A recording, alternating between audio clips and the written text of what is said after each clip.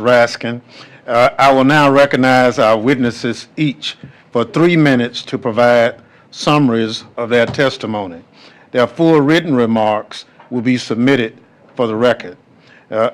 Officer Pingeon, you're recognized. Thank you all for the opportunity to testify and be here today. I was just a kid who had a dream of becoming a police officer and was lucky enough that it came true here with the Capitol Police. 5 years ago today, I was called a traitor, violently assaulted in the line of duty, punched in the face, pepper sprayed, and thought I'm going to die here on the steps of the U.S. Capitol. My name is Winston Pingeon, and I was an officer with the Capitol Police for over 5 years.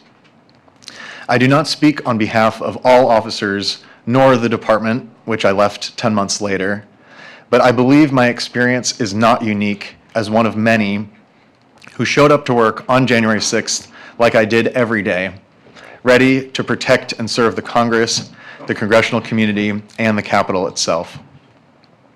Serving as an officer was the honor of my life, especially with the ceremonial unit honoring the inauguration of President Biden, as well as the lying in state ceremonies of Justice Ruth Bader Ginsburg, Officer Brian Sicknick, and Officer William Evans. I would be remiss to not mention honoring the life and service of Officer Howie Liebengood, who sadly took his own life just days after January 6th, 2021.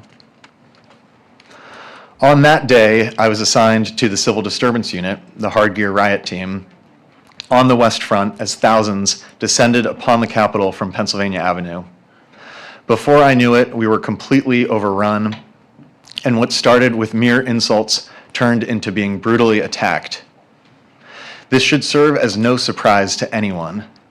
The evidence of violence is obvious and extensive.